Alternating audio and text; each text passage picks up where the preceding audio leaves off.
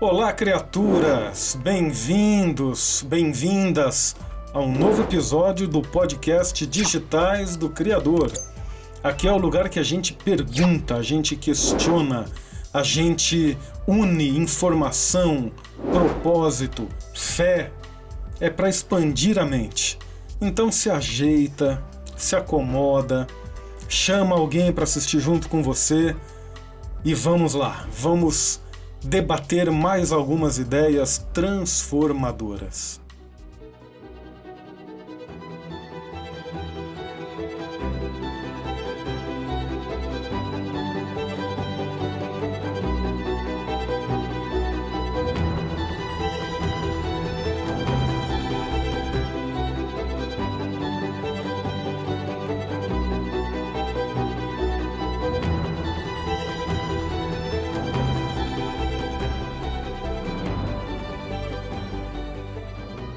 Tudo bem, gente? Olá, tudo bem? Sejam muito bem-vindas, professora, aluna. Vocês estão representando qual colégio? De Mogi Guaçu.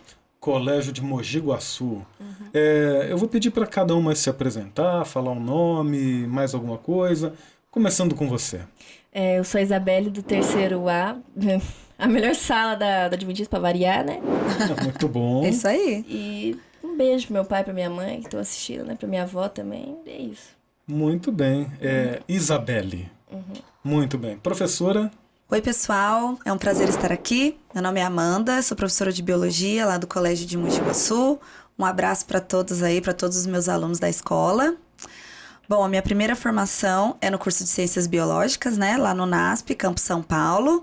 Então, eu fiz o curso de licenciatura e bacharel lá no NASP. Depois eu fiz outros cursos, complementos. E fiz também mestrado, né? Sou mestre em ciências na Faculdade de Medicina da Universidade de São Paulo, né? Pela USP. Muito bem, professora. Muito bem-vinda. É um prazer ter vocês aqui, viu? Obrigada. Isabelle, terceirão, formatura, Enem. Tá preparada para tudo, tá? Tamo indo, né? Estão indo. Muito bem, abraço para sua turma, terceiro A, e os outros também, viu? Os outros terceiros aí de Mogi Guaçu. Sucesso nesse ano de formatura e tantas provas e vestibulares, tá bom? Só um detalhe, lá Pois a gente só não. tem um terceiro, tá? Ah, lá só Então, tem um terceiro? só o terceiro Então, A. Terceiro A. Eles são os especiais da escola É mesmo. verdade. Olha, tudo de bom para vocês, boa sorte, a gente está torcendo por vocês, tá joia? Muito bem, pessoal. A gente já tem estudado, a gente já tem debatido, conversado nos outros episódios sobre a questão da origem da vida. E a gente viu que foi assim uma controvérsia que levou 2000 anos para ser resolvida. 3 cientistas, Red, Spallanzani, Pasteur, fizeram experiências muito bonitas, bem feitinhas, obedecendo o método científico, e eles provaram que a vida não surge da matéria inanimada. Não. A vida vem de outra vida. Um ser vivo precisa de outro ser vivo, né, para ele poder vir à existência, através da reprodução, dos diferentes tipos, formas, né, de reprodução. Então, alguém até chegou a dizer assim que com a experiência de Pasteur, a abiogênese foi sepultada. Pasteur pregou os últimos pregos no caixão da teoria da abiogênese. Acabou. Não existe mais essa possibilidade. Só que parece que essa teoria ela ressuscitou. Ressurgiu. Né? Uma teoria que a gente imaginou morta e sepultada, ela ressurgiu de uma forma diferente, com uma linguagem diferente, mas essa teoria, hoje nos livros de ciências, nos livros de biologia, a gente aprende que a vida surgiu nesse planeta a partir da matéria não viva. Por quê? Por que houve por que desprezaram as experiências de Red, Spallanzani e Pasteur? Qual é a desculpa que é dada para a gente voltar a essa teoria? Bom, depois de alguns anos aí dos experimentos, né, parece que ressurgiu essa ideia com com alguns estudos mais modernos, mais dentro da parte de bioquímica, né? Mas aí ressurgiu algumas ideias através de mais alguns cientistas e um principal aí que nós vamos falar, né, Isabelle? Que é a teoria de Oparin. Tá, então vou falar sobre a teoria do Oparin, né, que se chama evolução química, que é um nome diferente de abiogênese. Só que eles meio que significam a mesma coisa. Mas o que separa a teoria do Oparin para a teoria da biogênese, que o Pasteur, ele foi lá e ele sepultou, né, sim, dizemos, né, é que a teoria, eles afirmaram, né, o Oparin meio que afirmou que a teoria que o Pasteur testou aconteceu nessa Terra atual, que não é a mesma Terra, óbvio, né, não é a mesma Terra de antes, né, do início de tudo, que era uma Terra que nem eles falam, né, que tinha atmosfera primária, né, primitiva, né, que tinha cinco compostos principais, que não é a mesma coisa que hoje, não são as mesmas condições, não sofre pelos mesmos agentes, né, agentes externos. Então, aí eles foram lá e ele afirmou, nessa teoria dele da evolução química, que ele afirmou assim, que se fosse, que sim, tem como gerar vida, né, na Terra, só que antes, naquela Terra que era a Terra primitiva, não nessa Terra que a gente vive agora, que já está evoluída, que foi passada mais de bilhões de anos. Só que o único problema da teoria dele é que ela não pode ser comprovada completamente. Que nem teve dados, fizeram experimentos para poder comprovar essa teoria, só que não foi possível completar ela. Muito bem. Você tocou aqui num ponto super importante. Então, a grande justificativa para ressuscitar a teoria da abiogênese é dizer que a Terra do passado, de bilhões de anos atrás, era diferente da Terra atual. Hoje não dá para a vida surgir. Hoje não dá. Com a nossa atmosfera, com a nossa temperatura, tal. Mas no passado, a atmosfera diferente, temperatura diferente, condições diferentes, aí lá no passado, dava. Essa era uma ideia que ele propôs. Exatamente. Né? Quem foi esse tal de Oparin? Bom, Oparin, ele foi um bioquímico, né, um bioquímico russo, e ele veio com essa ideia, que a Isa já explicou pra gente, de que a atmosfera primitiva ela tinha algumas características que poderia, de repente, contribuir ali para uma interação de moléculas, juntamente com descargas elétricas, e isso foi aos poucos ali acontecendo algumas reações químicas, com a composição de metano, amônia, vapor de água, com descargas elétricas, que Oparin acreditava que era isso que existia nessa atmosfera primitiva. E aos poucos as reações químicas foram acontecendo e essas moléculas foram se reorganizando com essas descargas elétricas e aos poucos foram formando as primeiras moléculas orgânicas. Então essa é a ideia de Oparin. Então vamos lá. É interessante que junto com Oparin, na mesma época, teve um inglês chamado Haldane, que teve ideias muito parecidas. Então Oparin era russo, ele propôs essas ideias e ao mesmo tempo, sem saber, o Haldane propôs coisas muito semelhantes. Então vamos lá. A Terra era aquecida, era diferente da Terra de hoje, era a temperatura muito, muito maior. Isso provocava muito mais evaporação da água e muito mais chuvas. Tempestades muito mais violentas, com raios maiores do que a gente tem hoje. E aí você falou da atmosfera ser diferente. Hoje, a nossa atmosfera tem nitrogênio, a maior parte, tem oxigênio, né, tem gás carbônico. E qual que era a atmosfera que o Oparin propôs? Meio que era uma atmosfera sem oxigênio, né? Então, diferente de hoje, né? Porque parecia que o oxigênio ele seria tóxico, não é? Para poder gerar vida, né? Mas tinha hidrogênio, tinha oxigênio, metano e amônia. Eram esses quatro, basicamente. Metano. Amônia. Amônia. Hidrogênio. Hidrogênio. E vapor de água. Vapor de E água. vapor de E a água. ausência de oxigênio, que é o que muda bastante da atmosfera atual. Sim. Vamos lembrar que o Oparin, ele era um químico. Então ele entendia de moléculas. Entendia de moléculas. A grande pergunta que a gente faz é possível alguém adivinhar como era a atmosfera primitiva de 4 bilhões de anos atrás? Não. A gente não tem certeza da composição da atmosfera há 200 anos atrás, 300 anos atrás. Né? Então, assim, o Oparin, ele propôs essas 4 substâncias porque ele sabia que isso daria alguma reação e produziria alguma coisa orgânica que ele queria. Não é que ele disse, ele adivinhou como era a Terra. Ele fez uma proposta que ele já sabia que ia dar certo. Oparin não tinha como ter certeza e hoje nós também não temos como ter Ainda certeza. não. Cientistas que continuam estudando sobre esse assunto, não tem como nós termos certeza quais eram os gases presentes na atmosfera primitiva.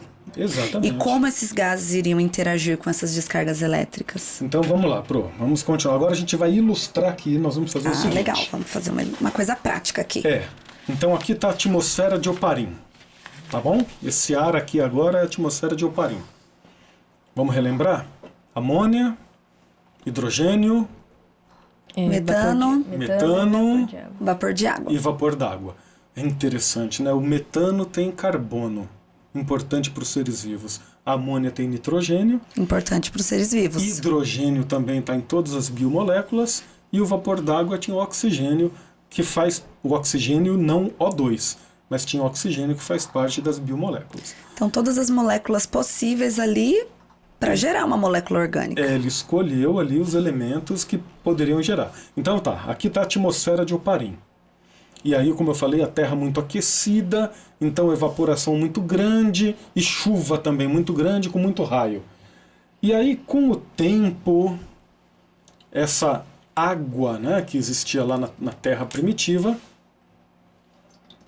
as reações ali da nossa atmosfera, os raios, também um pouquinho de luz ultravioleta, também um pouquinho do calor dos vulcões, fez essas moléculas aqui reagirem e começaram a se acumular nessa água. Na água.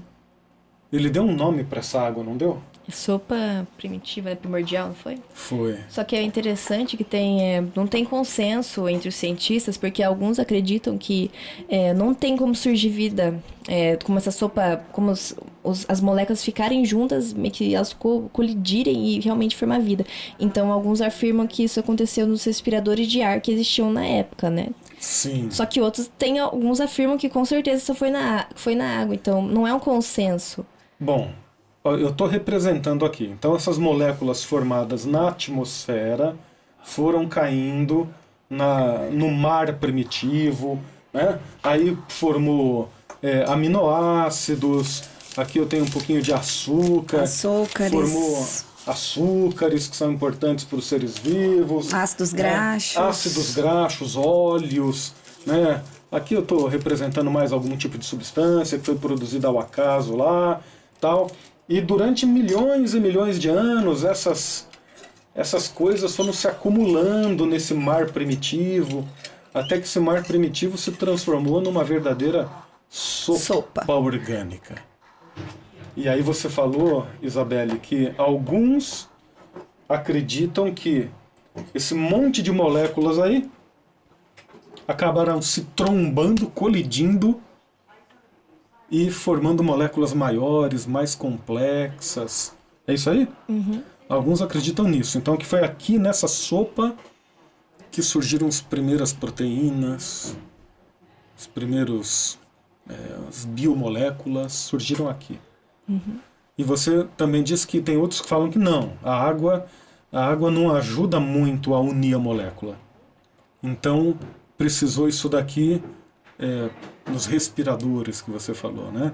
Em algum lugar ficou uma poça d'água, daquela sopa evaporou devagarinho e aí as moléculas se juntaram. É assim que é apresentado. A ideia é essa. Não é isso mesmo? Exatamente. Aí, ao começarem a se organizar de forma espontânea, começou dentro dessa sopa primordial a aparecer ali as primeiras estruturas complexas, que a gente chama de... Coacervados, né? Que são os que eram coacervados. esses coacervados? O que eles eram?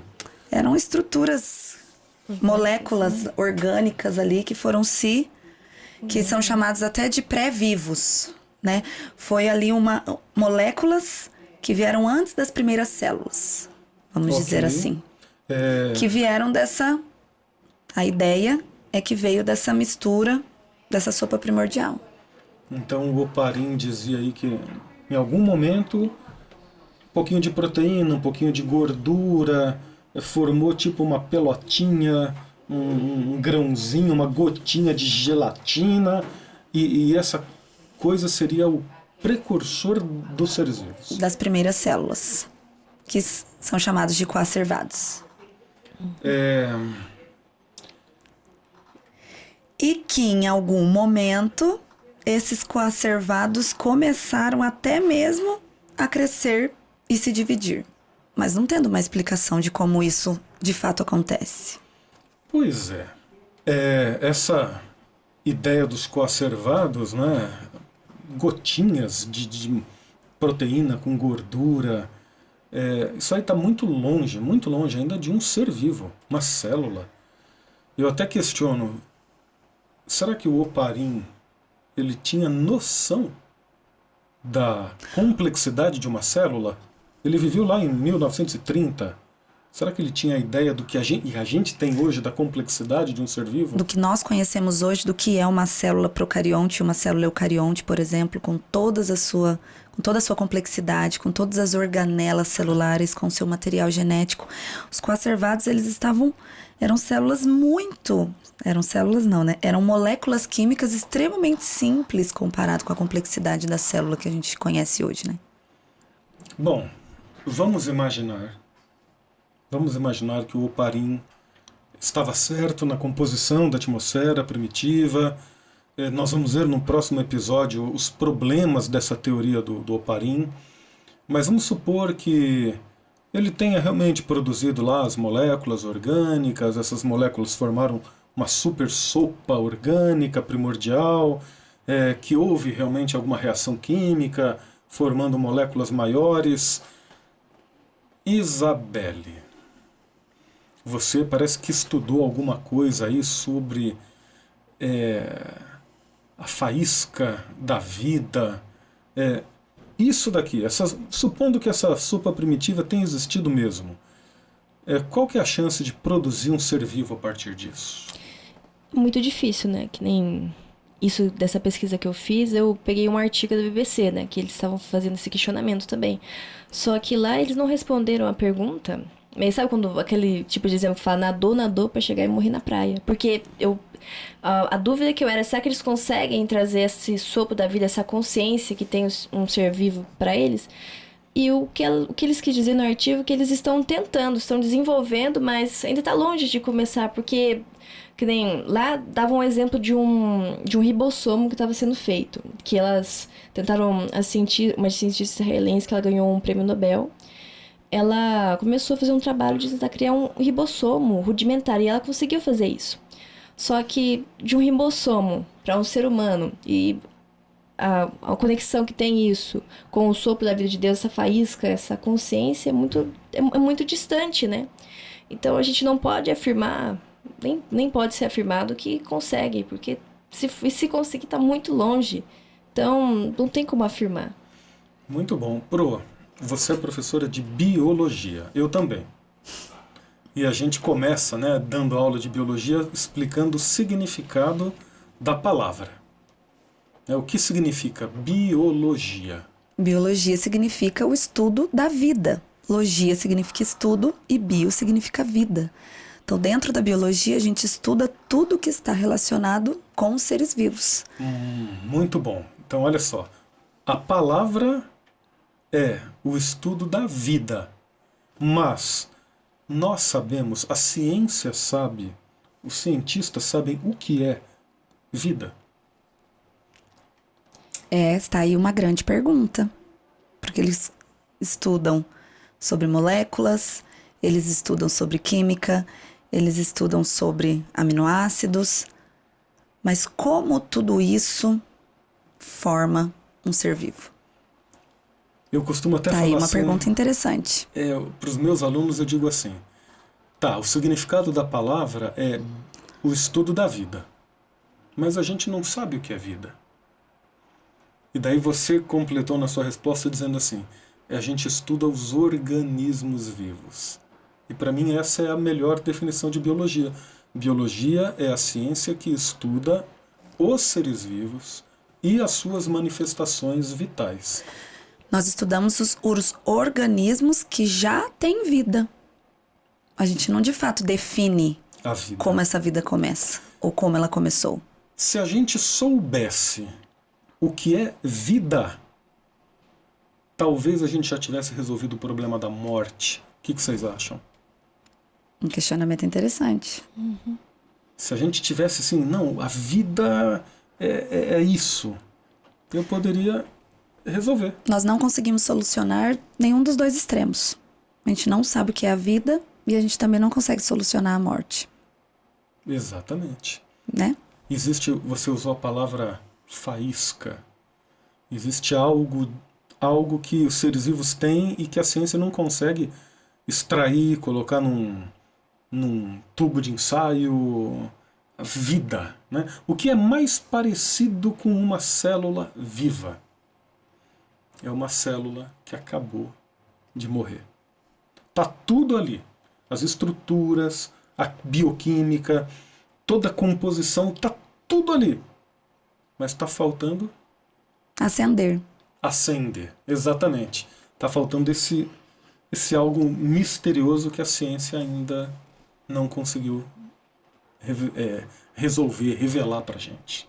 Né? Então o Oparin fez uma tentativa, né? É uma história que ele contou, é uma narrativa que ele imaginou sobre como as moléculas se organizaram para formar moléculas de seres vivos e mais tarde se juntaram e acenderam. Começou o metabolismo, as reações, as conexões, uma dependendo da outra, e aí surgiu a vida. Mas o Oparin ficou só no campo do eu acho. Das hipóteses. Eu penso que foi assim. Eu suponho. Eu acredito. Mas ele não passou disso. Ele não conseguiu provar, né, que ele estava certo. E nem até hoje eles não conseguem provar 100%, porque, como diz, é uma hipótese, né? Uma teoria, não foi confirmado, não é um postulado de que realmente é assim. E existiram outros cientistas que falaram sobre isso também, né, Isa? Fala um pouquinho sobre o livro que você trouxe, que a gente estava estudando um pouquinho para vir aqui. E a Isa achou lá na nossa escola, que a gente tem o nosso centro criacionista lá no colégio. Legal. E aí a gente passou por lá, tem vários livros muito interessantes lá, e a Isa escolheu um para trazer aqui hoje. Esse aqui é um livro muito legal. Eu achei interessante, né? Tanto o título, a história da vida. E no livro é do Michelson Borges, né? Que é um jornalista. Grande amigo meu, Michelson, um abração para você. Eu achei muito legal o livro, né? E eu comecei a ler. E tem uma parte do livro, ele meio que ele fala sobre isso, né? Ele tem esses grandes questionamentos, é a história da vida, né? De onde viemos para onde vamos. E ele fala sobre essas teorias, né? Ele fala tanto sobre a teoria evolucionista, teoria darwinista. E ele também cita o começo, a origem da vida pelas duas formas de visão, tanto a criacionista quanto a darwinista, né? E ele fala sobre esses pontos que a gente está tratando aqui, sobre a biogênese e a evolução química. E tem uma citação que ele pega do Stephen Hawking. Pode ler pra gente, vamos ler, vamos ver. Que eu achei muito interessante, que fala assim: a vida parece ter se originado nos oceanos primordiais que cobriam a Terra há 4 bilhões de anos. Como isso aconteceu? Não sabemos. Esse é simplesmente isso, não sabemos. Eles não sabem. Quem falou isso foi Stephen Hawking. um grande cientista. Inteligentíssimo. Inteligentíssimo e que realmente ele não acredita em Deus, não acreditava em Deus, não é? Mas ele foi de uma honestidade intelectual tremenda quando ele falou assim: como isso aconteceu? Não sabemos. Não Ele assumiu, sabemos. né? Porque ele poderia tentar, de alguma forma, explicar de acordo com os pensamentos dele. Mas ele falou a sinceridade, não sabemos. Não sabemos. O que significa que ambos os lados, tanto o criacionista quanto o darwinista, a gente tem teorias. A gente não tem provas, né? A gente não foi empiricamente provado. Então, não tem como você provar que isso realmente é a verdade, né? Agora, vamos cá entre nós. Livros de ciências ou documentários sobre ciências, quando eles falam da origem da vida, quando eles apresentam as ideias de Oparin, eles deixam muito claro que isso é uma ideia que a gente ainda não tem comprovação, ou aparentemente nos livros de ciência, nas aulas de biologia por aí, nos documentários na TV, isso é apresentado como se fosse correto e provado. É apresentado, né, como se isso fosse a verdade. Não como se isso fosse só uma teoria, uma hipótese que não pode ser provada. Nem às vezes nem apresenta o outro lado, nem apresenta que tem um tipo de ciência, tem uma outra teoria que pode ser tão reprovável quanto essa teoria. Então, assim, esse é o problema. O problema não está em ele querer apresentar a teoria darwinista. O problema está em não apresentar outra teoria também. Muito bem, olhar só para um lado da questão, não é? E dar como certo. E as pessoas que às vezes acabam tendo um pouco menos de informação e ouvem ou assistem ou leem algum tipo de informação, recebem isso como se fosse isso. Essa informação, ponto. Mas se a gente estudar mais a fundo, a gente vai ver que não é bem assim, né? Que existem muitos outros questionamentos aí no decorrer dessa história. Muito bem. Gente, o nosso episódio está terminando e realmente o nosso propósito era apresentar a ideia de Oparin, da Terra primitiva, da atmosfera primitiva, da sopa primitiva, da união ao acaso das moléculas, do surgimento das primeiras estruturas complexas, como os coacervados. Nós apresentamos. Nós não resistimos e fizemos algumas observações, né, de como isso é improvável.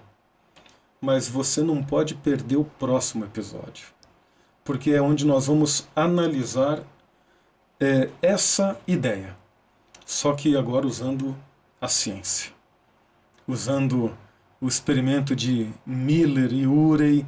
Vamos ver até onde que a ciência chega, até onde que essa ideia pode ser sustentada pela ciência. Porque eles tentaram reproduzir isso para ver o que ia acontecer. Tentaram, né? E a gente vai ver os resultados disso, sem dar muito spoiler, né? No próximo... Verdade. no próximo episódio. Gente, muito obrigado. Isabelle, muito obrigado pela sua presença, viu? Valeu porque aceitou o convite. Fico estudou, tava aí com tudo certinho. Muito obrigado. Pro Amanda, muito obrigado também.